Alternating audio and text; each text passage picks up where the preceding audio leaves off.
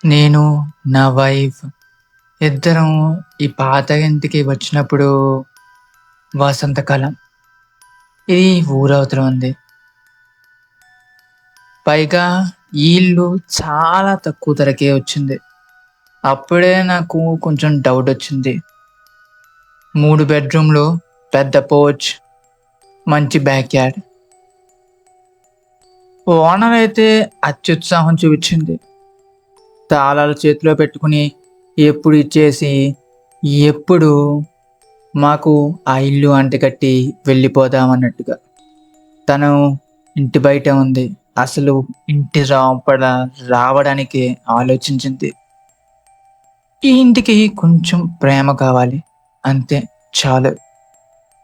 అలా అని కొంచెం ఆర్టిఫిషియల్ నవ్వుతూ మమ్మల్ని కొనుక్కోమని ముందకి తోసింది. ఆ నవ్వుకి, మొఖానికి అస్సలు సింకే లేదు. తను అక్కడ ఉండడానికి ఎంత గాబరా పడింది అంటే, ఎప్పుడు అంటకట్టి పారిపోదామన్నట్టుగా తన కళ్ళల్లోనే తెలుస్తుంది.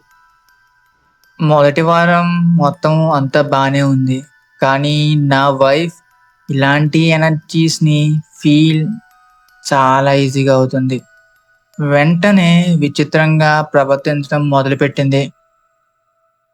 ఆమె మధ్య మధ్యలో మాట్లాడుతూ ఆగిపోయి, తల పక్కకి పెట్టి, నేను తన వైపే చూస్తున్నా, తను ఎవరో మాట లేపోతే సౌండ్ వినిపిస్తున్నట్టు చూసేది.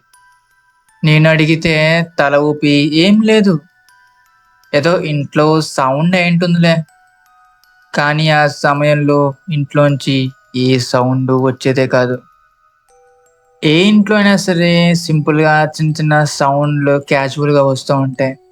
కానీ ఈ ఇంటికొచ్చాక ఎంత సైలెంట్‌గా ఉందంటే, ఆ సైలెన్సే కొంచెం ఒళ్ళు గుబురు పుట్టేలా చేస్తుంది. మొత్తం నిశ్శబ్దం అంతే. ఎవరో నడుస్తున్నట్టు సౌండ్స్ మొదలయ్యాయి. ప్రతి రాత్రి సరిగ్గా 3:13 నాకు తెలిసి ఆ సౌండ్ మా బెడ్‌రూమ్ పైనున్న రూఫ్ నుండి వస్తుంది. ఆ సౌండ్ ఒక రిథమ్‌లో ఉంది. ఏదో కావాలని చేస్తున్నట్టుగా. ఒక అడుగేసి ఎవరో ఏదో లాగుతున్నట్టు. అడుగేసి ఏదో లాగుతున్నట్టు. ఇలా అన్నమాట. సీలింగ్ ఈ చివరి నుంచి ఆ చివరి వరకు. కరెక్ట్‌గా నా తల దగ్గర అదే మా బెడ్‌రూమ్‌లో బెడ్ తల దగ్గర సడెన్‌గా ఆగుతుంది. మళ్ళీ వెనక్కి వెళ్తుంది. ఇల్లు డిజైన్ పూర్తిగా చాలా వింతగా ఉంటుంది. మా పైన ఓన్లీ ఒక చిన్న గది. 3 అడుగుల కంటే తక్కువ ఎత్తున్న అటిక్ మాత్రమే. వింతేంటంటే అక్కడ ఎవ్వరు నిలబడలేరు. నడవడమైతే అలా నుంచుని అసాధ్యం. నేనైతే ఎలుకలు అనుకున్నా. కానీ మనసులో ఒక మూల అవి ఎలుకలు కాదు అని నా నమ్మకం. అడుగుల శబ్దం వచ్చే కొద్దీ ఆ సౌండ్ నేను వింటూనే ఉన్నాను. ప్రతి సెకండ్ కౌంట్ చేస్తున్నా. సరిగ్గా 12 నిమిషాల ఆ సౌండ్ ఉంది. కరెక్ట్‌గా 3:25కి అది ఆగిపోతుంది. ఎప్పుడు సేమ్ స్పాట్ మా హెడ్స్ దగ్గరే. కానీ దాని తర్వాతొచ్చే నిశ్శబ్దం ఉంటుంది. అది ఇంకా భయంకరంగా ఉంటుంది.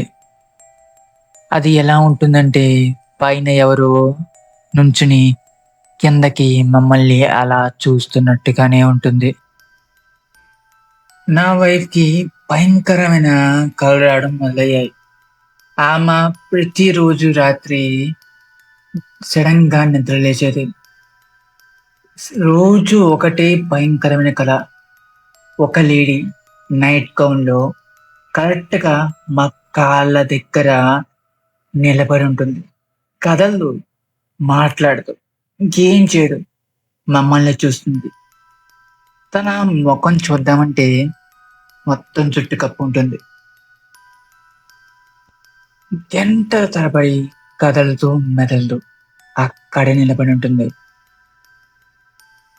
నా వైఫ్‌కి నేను కొంచెం ధైర్యం చెప్పడానికి స్ట్రెస్ వల్ల అంతే ఇంకేం అయ్యుండొచ్చు అని అన్నాను. అది కూడా నా అనుమానమే. ఎందుకంటే నాకు కూడా కొన్ని కనిపిస్తున్నాయి.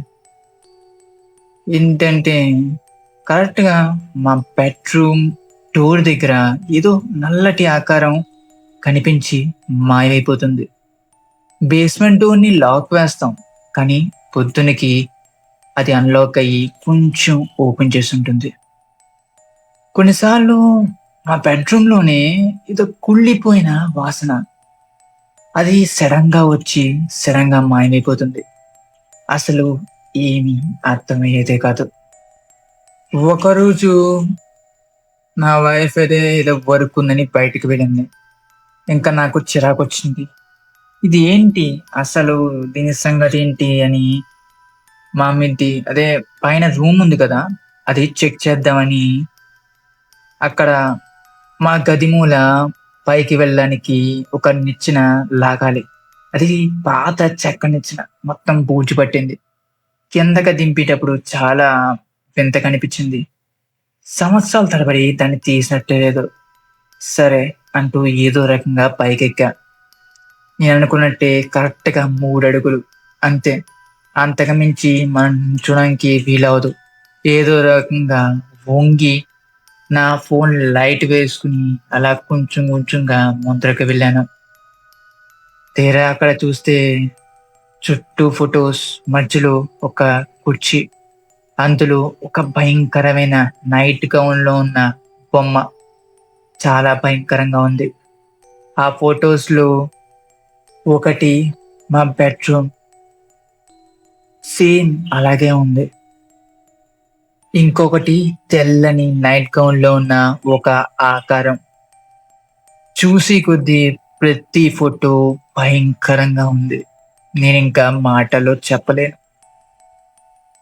ఆ రాత్రి తను ఇంకా ఈ టెన్షన్ పడలేక ఈరోజు మన బెడ్ పక్కన ఫోన్ కెమెరా ఆన్ చేసి పడుకుందామని చెప్పింది. సరే అని ఆన్ చేశాను. పడుకున్నట్టు అనిపిచ్చింది కానీ సరిగ్గా నిద్ర పట్టలేదు. కానీ ఏదో రకంగా నిద్రపోయాం. పొద్దున్నయింది. అరౌండ్ 3:13 చుట్టూ చీకటి. పైన అడుగుల శబ్దం మళ్ళీ వస్తోంది. ఇంకా మెల్లగా వస్తోంది. నేను కదలలేదు. మా ఫోన్‌లోంచి చిన్న రెడ్ లైట్ తప్పితే ఇంకా రూమ్‌లో లైటే లేదు. కరెక్ట్‌గా ఆ సౌండ్ 3:25కి సేమ్ టైమ్ రోజులాగే ఆగింది. పొద్దున్నయింది. మేము బెడ్ నుంచి లేచాం. మాట్లాడుకోలేదు. ముందర మేము చేయాల్సిన పని ఏంటో మాకు తెలుసు. అందుకనే ఫోన్ ఆన్ చేసి అసలు రికార్డింగ్‌లో ఏవైంది అని చూసాం. పడుకున్న తర్వాత మొత్తం కామ్‌గానే ఉంది. కానీ సరిగ్గా 3:13కి బెడ్‌రూమ్ డోర్ మెల్లగా సైలెంట్‌గా భయంకరమైన స్మూత్ ఆటోమేటిక్‌గా ఓపెన్ అయ్యింది. తలుపు దాటి ఒక ఫిగర్ వచ్చింది. ఒక పొడుగ్గా ఉన్న తెల్లని నైట్ గౌన్‌లో ఆవిడ. ఆమె ఆకారం చాలా భయంకరంగా ఉంది. వంకర టింకరగా ఉంది. ఆమె వచ్చేటప్పుడు same sound. Step, track, step, track అదే సౌండ్. మళ్ళీ కిందకి వంగి మమ్మల్ని చూడటం మొదలుపెట్టింది. కెమెరా ఫుల్ క్లియర్‌గా రికార్డ్ చేసింది. కానీ ఆమె పాదాలు నేలకి అస్సలు టచ్ అవ్వట్లేదు. తను గాలిలో ఎగురుతోంది. 12 నిమిషాల వరకు అస్సలు కదలలేదు. మమ్మల్నే చూస్తూ ఉండింది. కరెక్ట్‌గా 3:25కి జస్ట్ ముందు తను చాలా వైలెంట్‌గా, వింతగా బిహేవ్ చేయడం మొదలుపెట్టింది. అప్పుడు మా స్క్రీన్‌లో ఒక సింగిల్ గ్లిచ్ వచ్చింది. స్క్రీన్ మొత్తం బ్లాక్. కానీ ఆ బ్లాక్‌నెస్‌లో తన ముఖం కనిపించింది. మొత్తం తెల్లగా పాలిపోయింది.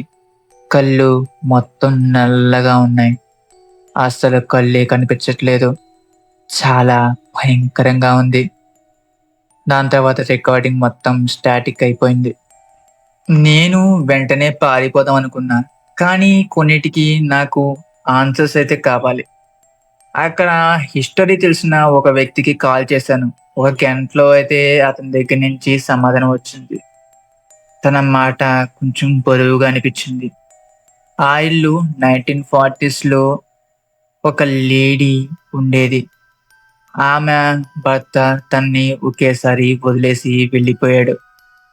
చుట్టుపక్కల వాళ్ళందరూ తనకి కొంచెం పిచ్చుంది అన్నారు. తనకి ఒక కూతురైతే ఉంది. నడవలేదు. తినిపిస్తే కానీ తినలేదు. తను ఒకేసారి అసలు మాయమైపోయింది. ఇరుగు పొరుగు వాళ్ళు అసలు గమనించలేకపోయారు ఎక్కడికి వెళ్ళింది అని. 1947 వింటర్‌లో ఒక పోస్ట్‌మ్యాన్‌కి ఏదో వాసన వస్తోంది అని లోపలికి వెళ్లి చూస్తే తను సేమ్ బెడ్‌రూమ్‌లో హ్యాంగ్ చేసుకొని ఉంది. తన పాప కూడా అక్కడే పైన చనిపోయింది ఆకలితో. ఆ పాత ఓనర్ చనిపోయింది కదా! తను నడిచేటప్పుడు సేమ్ సౌండ్ వచ్చేది. Step, track. అథారిటీస్ మొత్తం క్లీన్ చేసి సేల్‌కైతే పెట్టేశారు. నా భార్య బెడ్‌రూమ్‌లో పరిగెత్తుతోంది బట్టలు సర్దుకోవడానికి. నాకు తెలుసు మేము వెంటనే ఇక్కడి నుండి వెళ్ళిపోవాలి అని. అదే సమయంలో ఇంట్లో లైట్స్ మొత్తం ఫ్లికరింగ్ మొదలయ్యాయి. మొత్తం కంప్లీట్ డార్క్‌నెస్. మళ్ళీ రాత్రిళ్ళా కాకుండా ఇప్పుడు భయంకరంగా బెడ్‌రూమ్ పైనుంచి శబ్దం రావడం మొదలైంది. మేము పరిగెత్తాం. సేమ్ సౌండ్ వస్తుంది. Track, step. పరిగెడుతూ బేస్‌మెంట్‌లోకి వెళ్ళాం. అప్పుడు ఒక రకమైన పొగ కమ్ముకుంది. ఆ పొగలో ఒకటి కనిపించింది. రాసి అతను ఎక్కడున్నాడు అని. అంటే బహుశా తన భర్త గురించి అనుకుంటా. దాని తర్వాత పొగ మాయమైంది. లైట్స్ మామూలుగా అయ్యాయి. తలుపులు తెరుచుకున్నాయి. మేము ఒక్క క్షణం కూడా అక్కడ ఆగలేదు. ఆఖరికి చెప్పులు కూడా వేసుకోకుండా పరిగెత్తుకుంటూ కారు మీదకెక్కి అక్కడి నుంచి దాటి 3 స్టేట్స్ అవతల ఒక అపార్ట్మెంట్ అద్దెకి తీసుకుని ఉంటున్నాం. అక్కడ అసలు మిత్తే లేదు. 3 స్టేట్స్ దాటినా సరే ఆ భయం మమ్మల్ని ఇంకా వదలలేదు. రోజు రాత్ర 3:13 కరెక్ట్‌గా సేమ్ టైంకి రోజు నా భార్య భయపడి నిద్రలేస్తుంది. తన్ని ఓదార్చడం సరిపోతుంది. ఎన్ని చోట్లు మారినా ఇదే అన్నట్టుగా సేమ్ పరిస్థితి. కొన్నిసార్లు లైట్ ఆఫ్ చేసి పడుకున్నప్పుడు ఆ డార్క్ కార్నర్‌లో విండో బయట ఏదో ఆకారం మమ్మల్ని చూస్తున్నట్టు ఇంకా అనిపిస్తుంది. కొన్నిసార్లు కొన్ని మనల్ని వదిలిపెట్టవు. సేమ్ సౌండ్ కూడా వినిపిస్తుంది. Step, drag.